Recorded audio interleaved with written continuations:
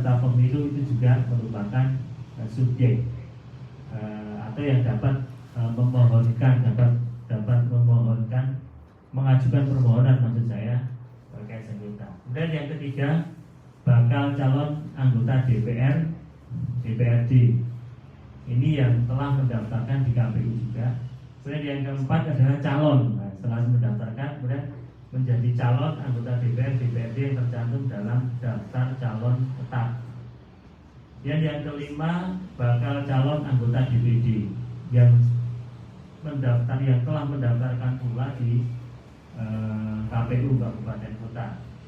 Dan calon anggota DPD yang ketujuh, bakal pasangan calon sendiri, dan tentunya kalau sudah menjadi pasangan calon itu juga menjadi diperbolehkan sebagai mengajukan permohonan. Jadi saya ingin menjelaskan sedikit terkait ini, bahwasanya kenapa ini perlu disampaikan supaya masyarakat semuanya nanti ini mumpung belum ada tahapan itu, setelah nanti ada tahapan masyarakat diharapkan bisa mengetahui ternyata masyarakat punya hak dan hak-hak terkait dengan penyelesaian sengketa yang ada di Bawaslu. Nah itu tadi adalah pemohon yang dapat mengajukan terkait sengketa antar peserta dengan penyelenggara pemilu begitu. Dan kemudian dilanjutkan apa? Jadi gini Pak, setelah tadi Bapak jelaskan, kan pemohon yang dapat mengajukan permohonan sengketa antara peserta pemilu dengan penyelenggara pemilu tentunya tidak jauh dari partai politik, bakal calon anggota DPR atau DPRD sampai dengan DPD. Informasi ini cukup penting Pak menurut saya untuk penyelenggaraan pemilu yang akan datang, sehingga untuk para peserta atau bahkan calon peserta mengerti atau paham bahwa dirinya itu sebagai peserta pemilu dapat mengajukan permohonan sengketa. Begitu ya Pak ya? Iya, betul. Itu sangat penting. Jadi begini, kalau kita melihat pemilu atau pilkada yang lalu begitu, Kota Magelang ini termasuk yang minim atau boleh dikatakan tidak ada permohonan terkait penyelesaian sengketa. Di keduanya, baik itu antar peserta dengan penyelenggara ataupun antara peserta itu sendiri. Jadi bahkan pemilu pilkada kemarin, pemilihan 2020 kemarin juga Bawaslu Kota Magelang tidak menerima permohonan tersebut. Nah, ini kemudian sangat bagus sekali kemarin dari provinsi, terutama Pak Heru, Koordinator Penanganan Penyelesaian Sengketa Bawaslu Provinsi Jawa Tengah, menggagas acara ini. Nah, ini jadi penting karena memang sebetulnya apakah itu kenapa tidak ada permohonan, apakah itu memang masyarakat pesertanya itu tidak mengetahui bahwasanya Bawaslu punya mekanisme penyelesaian sengketa, atau seperti apa? Ini kan kita juga harus menggali juga. Nah, acara ini sedikit banyak arahnya lebih ke sana, sosialisasi, karena memang ini banyak membahas terkait kewenangan dan hak daripada penyelenggara dalam ini Bawaslu dan peserta serta masyarakat luas itu sendiri, Pak. Baik, betul. Baik sahabat Bawaslu, karena ini hal merupakan informasi yang penting, mungkin suatu saat nanti sahabat Bawaslu merupakan salah satu yang akan menjadi peserta pemilu. Informasi ini sangat penting sehingga sahabat Bawaslu juga dapat menyimak serta mengajukan pertanyaan di kolom komentar live Instagram dan juga live Facebook, sehingga nanti rekan kami akan menyampaikan, teman-teman bisa bertanya sesuai dengan tema kita hari ini, begitu ya Pak ya? Iya, betul. Baik Pak, selanjutnya setelah permohonan yang dapat mengajukan sengketa antara peserta pemilu dengan penyelenggara pemilu, kita masuk ke permohonan yang dapat mengajukan permohonan sengketa antar peserta pemilu dengan penyelenggara pemilu. Mungkin bisa dijelaskan Pak, siapa saja yang dapat mengajukan permohonan sebagai pemohon? Maksudnya antar peserta Iya, dengan antar peserta peserta dan gitu ya. peserta maksud saya Pak. Tadi kan sudah dijelaskan. Kalau antara peserta maksud saya, antara peserta dengan peserta ini sebetulnya hampir sama saja. Nah, kalau boleh saya sebut misalnya ini di Perbawaslu 5 tahun 2019 juga ada diatur di sana. Yang pertama peserta pemilu, ini untuk calon anggota DPR, DPRD, DPD. Kemudian peserta pemilu untuk pasangan calon presiden dan wakil presiden. Nah ini yang menarik yang ketiga ini adalah pelaksana kampanye. Jadi kalau di antar peserta dengan penyelenggara itu tim kampanye atau pelaksana kampanye tidak ada di dalam. Tetapi kalau antara peserta dengan peserta justru pelaksana kampanye atau tim kampanye itu boleh mengajukan permohonan sengketa tersebut. Nah kemudian yang selanjutnya adalah terkait dengan ada juga pertimbangan Bawaslu. Sebetulnya ini menarik juga pertimbangan Bawaslu ini karena memang mau tidak mau itu penyelesaian di mekanisme penyelesaian sengketa itu Bawaslu memang harus membuat putusan yang begitu. Nah ini memang Bawaslu juga harus banyak mendengar, melihat alat bukti, melihat buktinya, mempelajari buktinya, mempelajari saksinya, sehingga diharapkan pertimbangan Bawaslu itu juga pertimbangan yang benar-benar yang benar-benar seimbang, adil, begitu, komprehensif, sehingga bisa menyelesaikan dari permasalahan-permasalahan yang disengketakan oleh peserta tersebut. Gitu, Pak.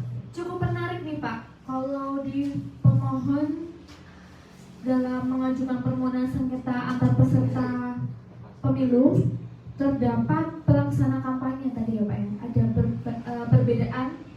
Nah pelaksana kampanye ini adakah syarat khusus Pak untuk pelaksana kampanye ini?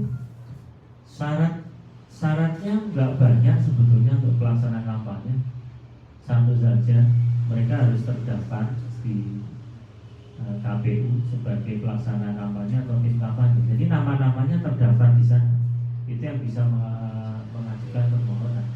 Andaikan tidak ada terdaftar di KPU, itu mereka tidak bisa mengajukan permohonan walaupun mereka melaporkan itu, mengajukan permohonan itu ke Bawaslu. Jadi nanti penerima karena kita punya wewenang untuk menerima permohonan, dan di meja penerima itu nanti harus dilihat apakah orang tersebut itu memang benar-benar sebagai pelaksana kampanye, tim kampanye yang sudah terdaftar di KPU.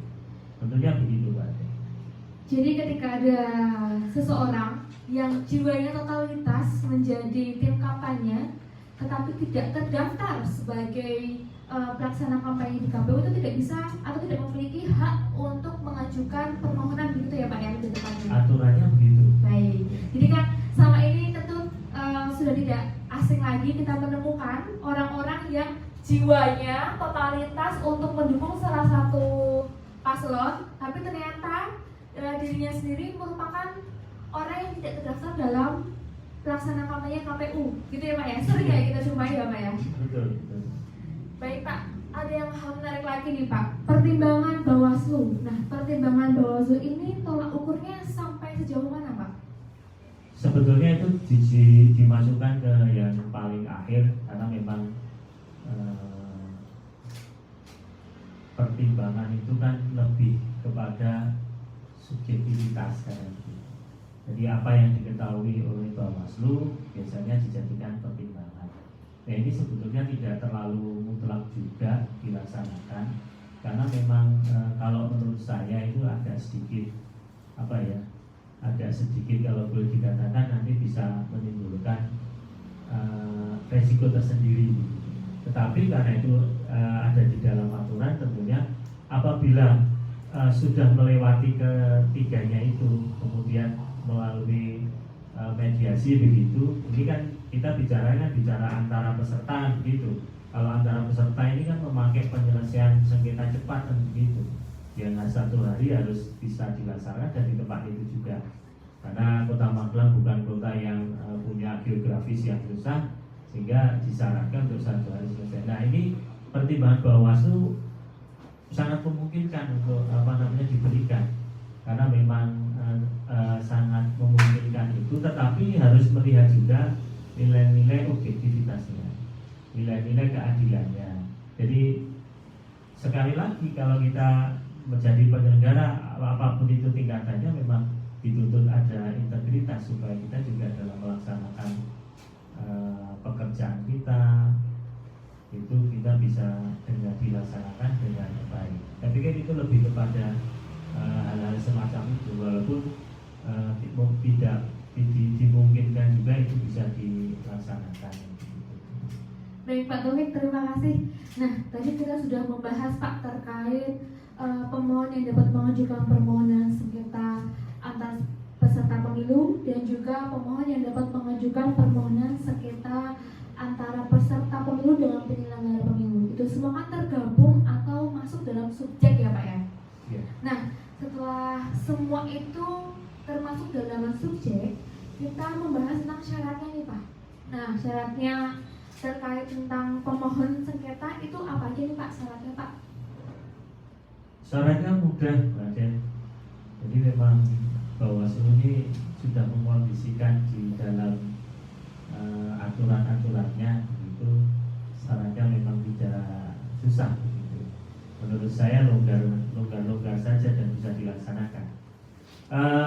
Datang ke Sekretariat Bawaslu kalau itu secara langsung begitu, tapi bisa juga tidak langsung, tapi kita jelaskan dulu yang langsung dulu. Datang ke Sekretariat Bawaslu, di sana nanti akan ditemui oleh staf penyelesaian sengketa ataupun staf yang lain. Jangan khawatir, staf di Bawaslu sudah mendapatkan pelatihan terkait penerimaan permohonan sengketa semuanya. Insya Allah nanti bisa semua kalau untuk menerima permohonan. Nah, permohonan itu sesuai dengan ada formnya di PSPP 101 gitu, sudah ada formnya, nanti tinggal mengisi. Dan yang kedua itu mutlak, kalau menyerahkan atau fotokopi KTP elektronik, atau kalau belum memiliki KTP elektronik ada surat keterangan kependudukan yang tentunya yang ditandatangani oleh Disdukcapil dalam ini. Kemudian ada objek sengketa, objeknya juga harus ada. Jadi nggak mungkin kita melaporkan nanti masyarakat peserta ataupun yang memiliki hak untuk melaporkan itu juga tidak menyertakan objek di sana. Objeknya jelas yang merugikan, misalnya surat keputusan KPU yang merugikan salah satu pasangan calon ataupun peserta pemilu, anggota DPR ataupun DPRD, itu nanti disampaikan. Itu objeknya yang ini. Ataupun berita acara juga diperbolehkan. Dan kalau mereka menggunakan jasa itu kuasa hukum begitu. Nah, ini tentunya harus juga kuasa hukum tersebut harus diberikan surat kuasa. Jadi pemohon ini harus memberikan surat kuasa. Kemudian terkait dengan kuasa hukum juga itu harus ada bukti dan ada daftar buktinya.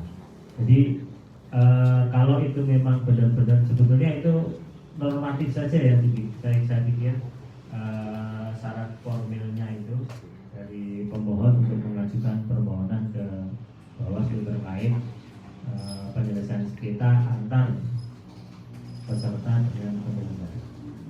Itu Mbak Aden. Jadi kalau boleh saya rangkum, tadi syarat formal pemohon itu kurang lebih adanya permohonan pemohon sesuai form PSP 01, kemudian harus dan wajib ya Pak ya mempunyai KTP elektronik. Iya. Selanjutnya membawa objek sengketa yang dapat berupa SK maupun BA dari KPU, begitu ya Pak ya. Betul. Selanjutnya bukti dan daftar bukti mungkin Pak untuk kelengkapan dari permohonan tersebut ya Pak ya. Iya. Terima kasih Pak Taufik. Selanjutnya Saya mau katakan dulu sebentar, yang KTP itu memang wajib, ya. karena kalau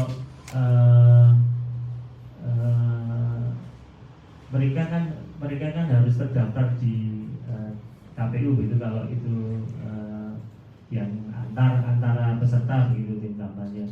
Nah ini kan kita juga harus mengetahui, harus mencatatkan juga kalau yang antar peserta dengan penyelenggara juga kita harus mengetahui kalau memang si pemohon ini adalah menjadi seorang peserta pemilu, entah DPR, DPRD ataupun DPD ataupun calon daripada pemilihan presiden dan wakil presiden itu sendiri. Saya pikir ini clear ya. Itu memang menjadi syarat yang mutlak harus dipenuhi dalam hal ini. Baik Pak Taufik. Jadi sahabat Bawaslu, tentunya calon peserta pemilu harus mengerti nih apa saja yang harus dilengkapi untuk menjadi pemohon dalam sengketa proses pemilu. Yaitu dasar formil pemohon yang tadi sudah dijelaskan oleh Bapak Taufik, begitu ya sahabat Bawaslu.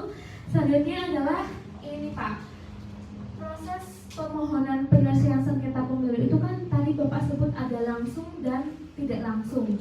Nah, kalau yang langsung tadi dijelaskan datang ke sekretariat Bawaslu dalam hal ini Bawaslu Kota Magelang dan diterima oleh staf penerima permohonan. Kemudian kalau yang tidak langsung itu seperti apa Pak? Mungkin sahabat Bawaslu biar lebih paham ini Pak. Oh iya, benar-benar.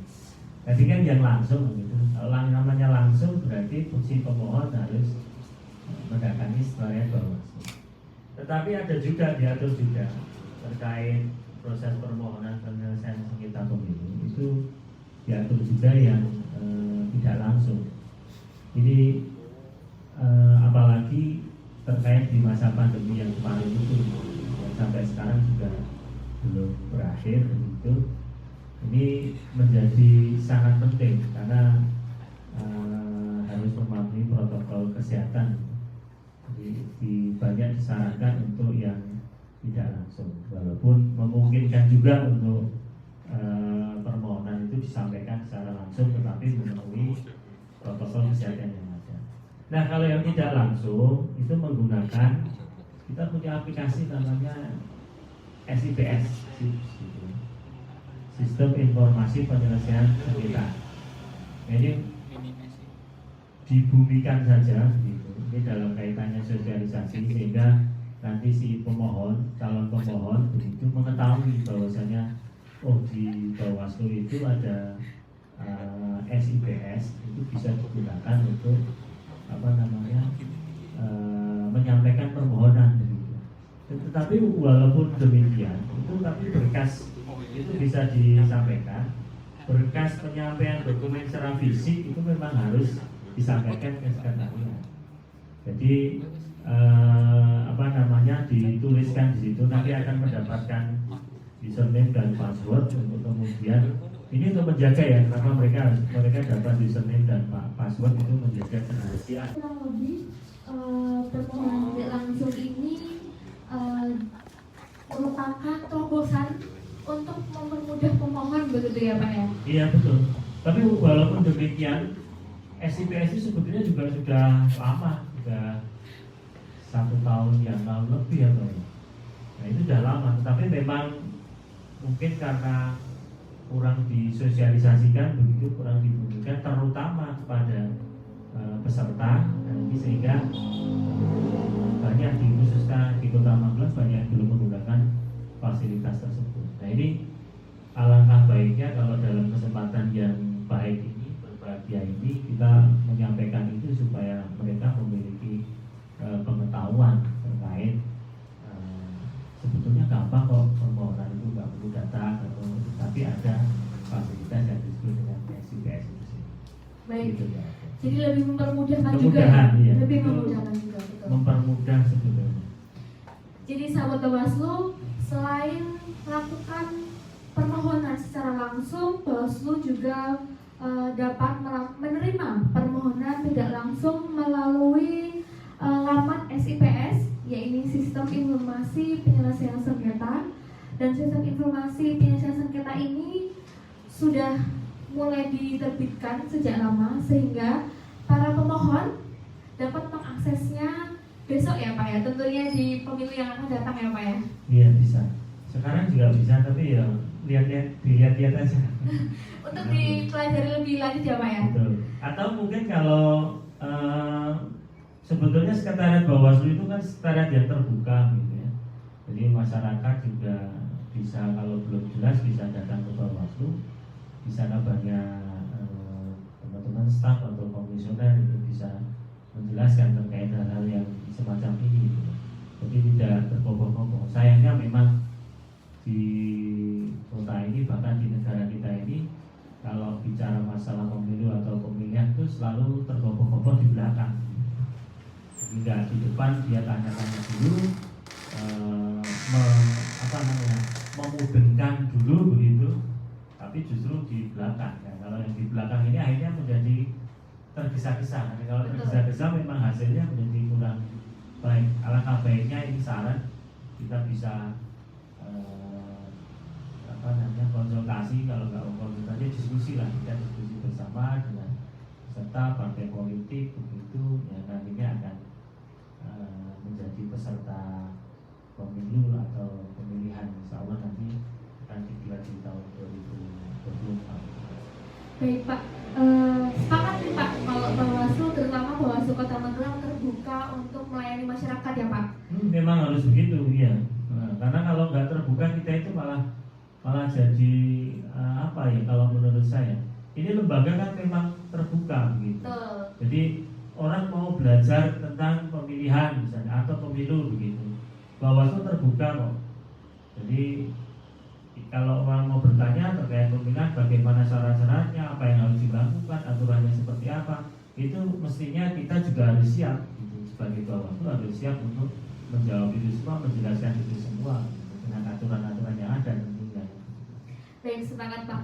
Jadi sahabat Bawaslu, untuk sahabat Bawaslu yang ingin berkunjung untuk melakukan tanya jawab atau berbagi informasi ya Pak, itu bisa langsung datang ke kantor Bawaslu Kota Magelang, tepatnya di Jalan Pangeran Diponegoro nomor 108, Kelurahan Kemirejo, Kecamatan Magelang Tengah, Kota Magelang. Tentunya kami keluarga Bawaslu, Sekretariat Bawaslu Kota Magelang berkenan dan dengan senang hati ya Pak ya untuk melayani masyarakat yang mungkin tahun ini udah ada kepikiran nih Pak untuk menjadi calon peserta pemilu ya Pak ya.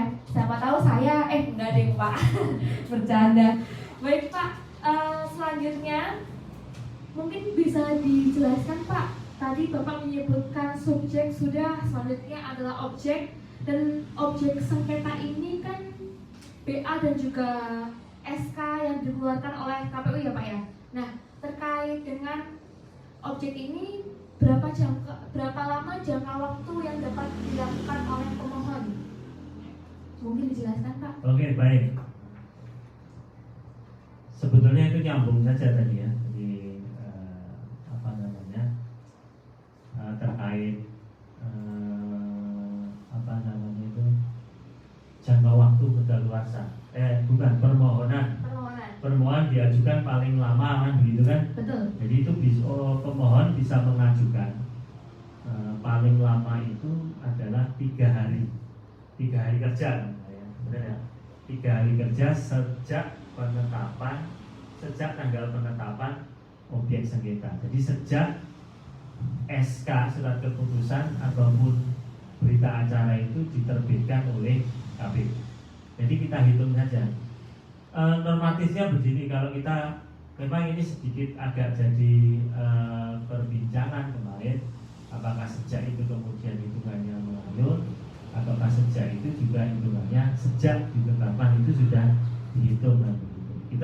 Kita ikuti yang normatif saja karena itu menggunakan kata sejak, oleh karenanya ya sejak tanggal ditetapkan oleh KPU. Misalnya itu tanggal 2 begitu ditetapkan oleh KPU tanggal 2 April begitu, kemudian kita hitung aja 2, 3, 4 kan begitu. Jadi tanggal 4 itu adalah batas terakhir orang menyampaikan peserta ini menyampaikan permohonan sengketa terkait objek tersebut, terkait SK ataupun berita acara yang diterbitkan oleh KPU. Dan tentu saja itu dirasa merugikan daripada peserta itu sendiri.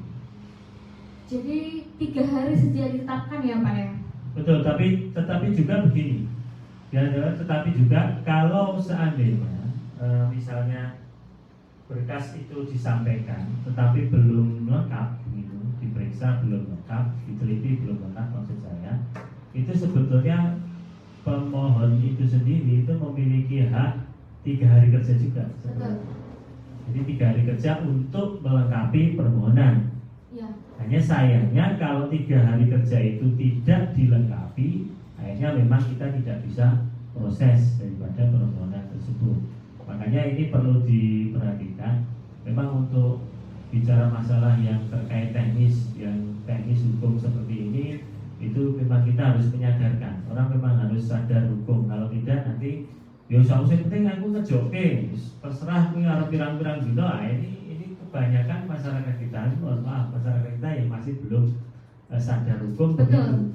Nah, ini teman-teman staf yang banyak bergelut di bidang hukum, menurut saya nanti bisa juga ini menyampaikan terkait sadar hukum seperti itu. Karena memang kita tidak bisa bekerja, kita tidak bisa melaksanakan terkait pelaksanaan teknis di Bawaslu yang tidak sesuai dengan aturan yang sudah diatur. Jadi ini koridor kita itu dibatasi oleh hal-hal semacam itu. Gitu. Baik, terima kasih informasinya Pak Taufik. Untuk sahabat Bawaslu yang ingin bertanya bisa langsung komen di kolom komentar. Tapi ini saya lihat sudah ada beberapa pertanyaan nih Pak. Mau kita lanjut atau kita menjawab pertanyaan dari sahabat Bawaslu dulu nih Pak? Boleh, langsung juga boleh karena ini kan interaktif toh.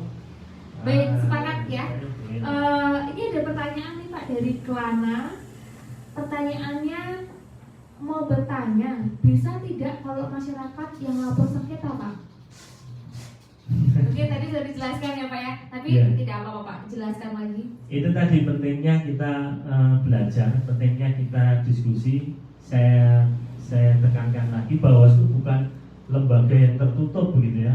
Kita punya kantor di pinggir jalan gede begitu, gampang sekali mencarinya. Apalagi Bawaslu Kota Magelang itu kan wilayahnya juga, wilayah hukumnya juga kecil begitu. Supaya ini bisa lebih memperkaya begitu terkait pengetahuan itu, alangkah baiknya misalnya kita mendatangi Bawaslu untuk tanya seperti itu. Mbak Kelana, Mbak ya ini ya? Mungkin Mbak bisa Mas nih Mas ya, Kelana aja mungkin. Sahabat Kelana mungkin ya Pak ya. Sahabat Bawaslu Kelana. Jadi tadi sudah kita jelaskan bahwasanya terkait penyelesaian sengketa itu memang terbatas. Betul. Lain dengan kebetulan saya juga double 3 divisi. Jadi kalau kita bergeser sedikit ke divisi penanganan pelanggaran, itu padanya memang boleh kan begitu. Betul. Subjeknya siapa ya, subjeknya yang melaporkan siapa kan, asal dia 17 tahun punya hak pilih, warga negara Indonesia. Cuma hanya kalau di sengketa itu memang spesifik orang yang dirugikan gitu. Nah, yang dirugikan itu siapa? Dirugikan kan peserta. Betul. Kalau itu kalau itu penyelesaian sengketa peserta dengan penyelenggara. Pesertanya tadi sudah dijelaskan, peserta pemilu itu anggota DPR, DPRD, DPD, calon begitu. Betul. Baik itu yang bakal ataupun yang sudah jadi peserta itu bisa. Betul. Nah, tetapi kalau misalnya itu untuk antar peserta itu memang antar peserta. Betul. Jadi antar peserta sendiri yang peserta satu itu merasa dirugikan, peserta lain merasa dirugikan. Nah, ini bisa mengajukan sengketa. Jadi sekali lagi saya mau jelaskan bahwa untuk penyelesaian sengketa itu memang lebih spesifik gitu. Nanti penanganannya pun lebih spesifik di penyelesaian sengketa. Jadi untuk masyarakat luas itu memang di dalam aturan itu tidak disebut, sehingga belum bisa menjadi pemohon. Belum bisa menjadi pemohon, makanya saya katakan ini spesifik itu nanti. Yeah. Baik, terima kasih. Jadi Kelana, belum bisa menjadi pemohon dalam permohonan, tapi kamu bisa menjadi peserta pemilu, begitu ya Pak ya? Depannya. Bisa juga itu disampaikan ke penanganan pelanggaran kalau misalnya itu berupa pelanggaran. gitu. Baik, Bisa jadi. Baik Pak, ini selanjutnya ada pertanyaan lagi nih Pak. Melanjutkan dari pertanyaan dari sahabat Bawaslu Kelana, ini sengketa yang dijelaskan ini sama tidak ya dengan yang dibawa ke MK itu, kan sama-sama sengketa, begitu Pak? Mungkin sedikit bisa dijelaskan Pak? Kalau prinsipnya hampir sama prinsipnya. Jadi kita memeriksa, ada pemohon, kita memeriksa begitu, hampir sama sebetulnya. Sidangnya pun juga mirip-mirip begitu. Hanya saja kan yang menjadi berbeda itu kan kalau di MK itu apa ya? Di MK itu lebih hasil ya Pak? Iya, hasil lebih ya? ke hasil, tetapi kita itu lebih dibatasi. Misalnya kalau peserta dengan penyelenggara itu objeknya itu terkait SK dan BA gitu yang merugikan. Tetapi bahwasanya penanganannya itu kita juga melalui mediasi, melalui adjudikasi, pemeriksaan pemeriksaan itu memang mekanismenya mirip karena memang sama-sama menyelesaikan sengketa. Betul. Begitu. Jadi kalau lebih saya ambil intinya adalah kalau sengketa ini merupakan sengketa proses, begitu ya Pak ya? Kalau sengketa di MK itu sengketa persisian dari hasil, mungkin begitu ya Pak ya? Jadi berbeda untuk sahabat Bawaslu Kelana. Terima kasih atas pertanyaannya. Selanjutnya ada pertanyaan lagi dari Piskulen. Mau bertanya Pak Maludin, ada tantangan tidak Pak dalam mengadakan sengketa pemilu atau pilkada? Wah, ini ditanya tantangannya nih Pak. Mungkin bisa dijelaskan Pak tantangan-tantangan yang dirasakan? Piskulen ini bisa laki-laki bisa perempuan juga ya Pak? Penanyanya ini kok namanya aneh-aneh gitu loh. Tapi nggak apa-apa. Kalau ada pertanyaan kan kewajiban kita untuk menjawab lagi gitu kan. Nggak tahu juga ini jenis kelaminnya laki-laki atau perempuan, tapi piskulen begitu ya. Kalau kita ditanya tantangan, sebetulnya secara pribadi, secara di umum di Bawaslu Kota Magelang juga tantangannya banyak. Tapi secara pribadi memiliki spesifik tantangan masing-masing. Karena yang paling pokok, Bawaslu itu punya core bisnis pengawasan. Jadi semua yang ada di Bawaslu itu pada prinsipnya, pada dasarnya, kalau menurut saya adalah seorang pengawas. Betul. Seorang pengawas. Kalaupun itu staf juga kalau diberikan mandat untuk mengawasi juga akhirnya dia juga seorang pengawas juga. Hanya saja memang itu dibagi-bagi menjadi sistem kerja begitu terkonkis gitu. Kaitannya memang sebetulnya itu berurut-urutan.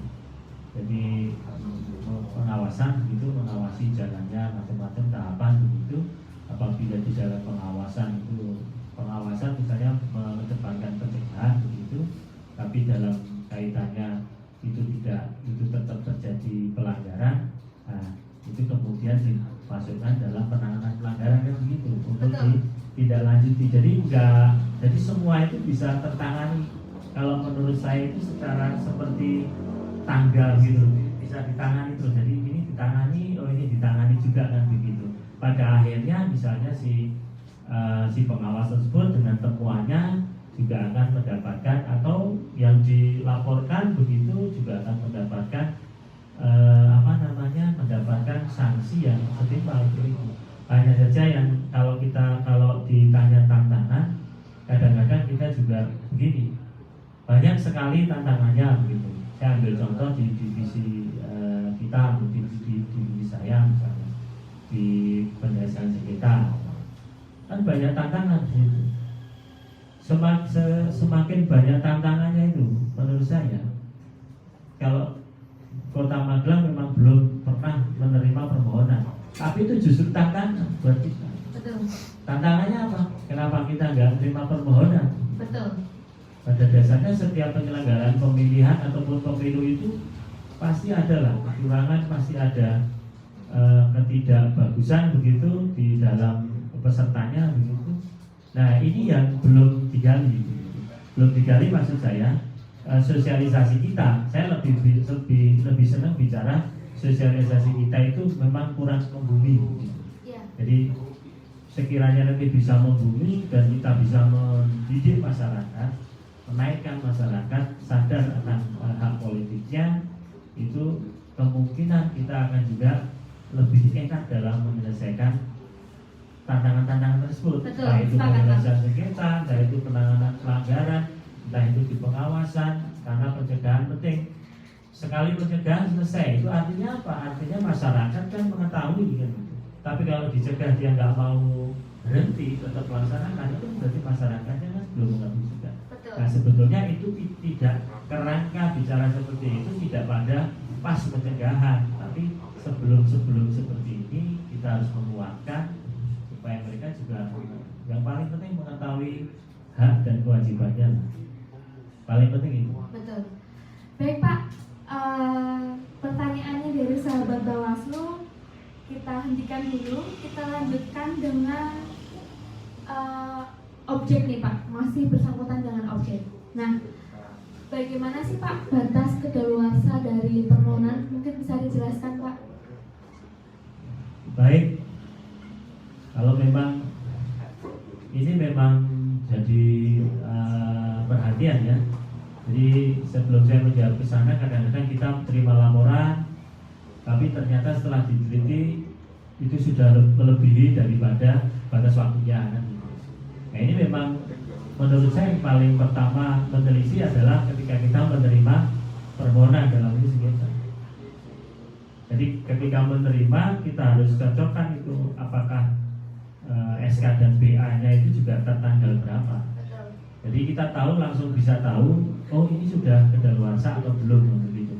Ini enak, lebih mengenakkan daripada kita mohon maaf ini kita terlalu tergesa-gesa menerima, jadi tingkat ketelitiannya tidak kurang teliti, akhirnya kita terima, padahal itu menjadi sudah kedaluarsa. Ini kan menjadi peserta ini yang pemohon ini yang menilai bahwa itu jadi kurang kurang teliti atau kurang profesional. Nah itu alangkah baiknya memang seperti itu. Jadi kalau bicara masalah kedaluarsa Bapak-bapak dan Ibu sekalian, itu objek sengketa SK maupun ataupun BA itu tidak melebihi 3 hari saat objek sengketa dikeluarkan oleh kami.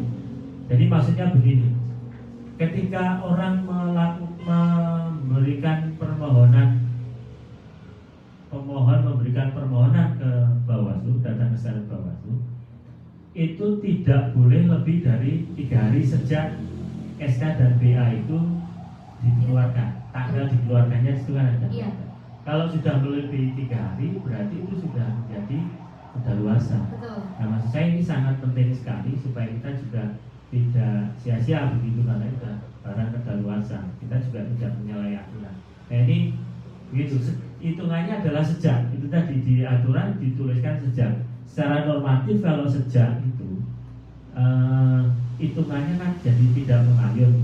Betul. Nah, hitungannya dari tanggal tersebut, misalnya tanggal tersebut adalah tanggal 5, ya hitungnya di tanggal 5 itu 5, 6, 7, berarti di tanggal 7 itu paling akhir, batas paling akhir. Nah, batas paling akhirnya karena itu tanggal 7 berarti di pukul 24.00 kan begitu. Yeah. Jadi belum ganti tanggal kan begitu kan. Setelah 24.00 lebih 1 menit ataupun 1 detik itu sudah sebetulnya sudah ganti tanggal, jadi tanggalnya itu sudah tidak bisa. Jadi sebelum hari terakhirnya itu 3 hari sejak berita acara ataupun SK itu diterbitkan dan sampai dengan yang hari terakhir sampai dengan pukul 24.00. Ya. Jadi tidak lebih dari 3 hari sejak ditetapkan oleh KPU ya Pak? Iya. Mulai dari SK ataupun BA. Baik Pak, ini ada pertanyaan masuk nih Pak dari Aku Fumi. Pertanyaannya, apakah sama tata cara mengajukan sengketa antar pemilu dengan pilkada, apakah ada perbedaan nih Pak untuk mengajukan sengketa pemilu dengan pilkada? Mungkin bisa dijelaskan Pak?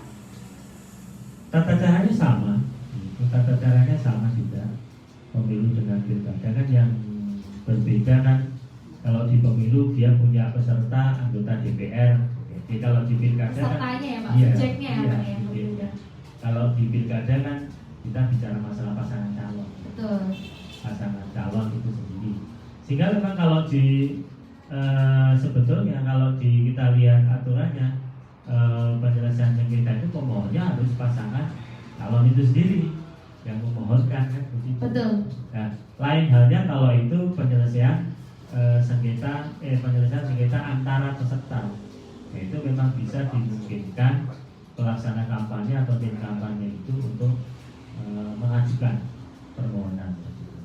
Nah, ini perbedaannya hanya itu saja. Tapi kalau terkait syarat, terkait mekanisme penyelesaian itu hampir sama gitu, hampir sama semuanya. Misalnya itu harus mediasi, ada mediasi tertutup karena waktunya cuma 12 hari begitu ya.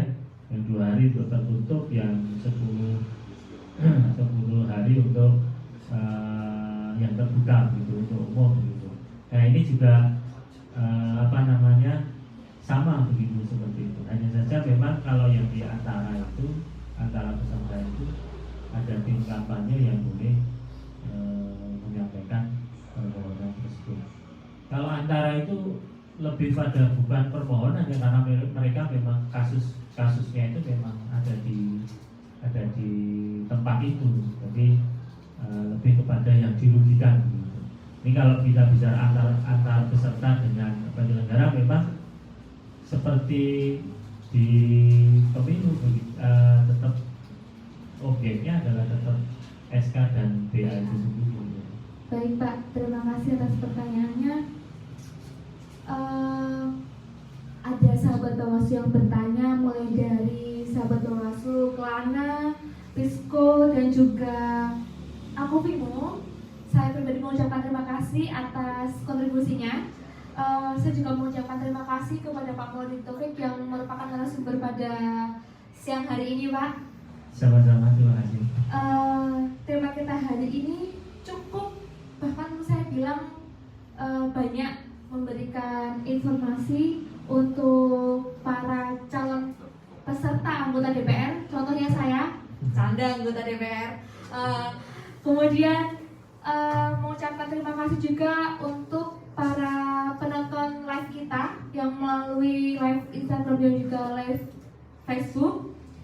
Pak Maulid Taufik, sebelum ditutup mungkin ada closing statement Pak terkait dengan tema kita hari ini, pemohon dalam sengketa proses pemilu Pak. Baik, terima kasih. Yang pertama selalu tonton live di Instagram, di YouTube, dan di Facebook begitu, karena acara ini akan kita lakukan, kita upayakan tiap sebulan sekali. Jadi nanti tanggalnya kita akan kita akan sampaikan beberapa hari sebelumnya begitu dengan poster. Jadi ini upaya dari Bawaslu untuk mensosialisasikan terkait khususnya penyelesaian sengketa. Dan pada umumnya kita ingin juga memperkenalkan diri Bawaslu Kota Magelang secara umum di Kota Magelang, supaya masyarakat juga lebih familiar begitu kepada Bawaslu Kota Magelang. Itu yang pertama. Kemudian yang kedua, sosialisasi yang disampaikan itu tidak hanya terkait ini saja penyelesaian sengketa. Bawaslu Kota Magelang juga mempunyai program, misalnya yang sedang kita lakukan adalah kampung pengawasan, ada juga program kampung anti politik uang juga ada. Itu juga akan hadir di tengah-tengah kelurahan sekota Magelang semuanya. Tentunya nanti kita juga itu akan dilakukan sebulan sekali begitu di kelurahan-kelurahan yang sudah disebutkan di sana. Dan yang ketiga, tetap menjadi pemilih yang baik begitu, dan Bawaslu juga terbuka. Sekali lagi saya sampaikan Bawaslu ini kantornya terbuka untuk umum, boleh siapa saja ingin belajar atau siapa saja ingin mengetahui terkait Bawaslu sendiri, terkait kepemiluan, terkait apa yang sudah dilakukan oleh Bawaslu terutama, itu juga silahkan, kami terbuka untuk menjawab semua itu. Saya pikir itu Mbak Aden, closing statement saya. Mudah-mudahan apa yang kita sampaikan pada pagi hari ini dan untuk selanjutnya mendapat ada manfaatnya buat kita semuanya. Itu saja. Baik, terima kasih Pak Nurdin Taufik. Tos dulu dong Pak. Waduh, terima kasih Pak Nurdin Taufik atas informasi yang menarik siang hari ini. Dan sekali lagi saya ucapkan terima kasih kepada sahabat Bawaslu yang telah menyaksikan acara kita. Dan jangan lupa terus pantau Instagram kami dan juga Facebook kami Bawaslu Kota Magelang. Kemudian web kami di magelang.bawaslukotamagalang.go.id. Dan jangan lupa tetap patuhi protokol kesehatan dengan memakai masker, mencuci tangan, dan menjaga jarak. Pak Nurdin Taufik, terima kasih untuk hari ini. Mohon maaf apabila terdapat salah kata dan juga kurang-kurangnya kami dalam mengadakan kegiatan ini. Terima kasih atas partisipasinya. Bersama rakyat, awasi pemilu. Bersama Bawaslu, tegakkan keadilan pemilu. Wassalamualaikum warahmatullahi wabarakatuh.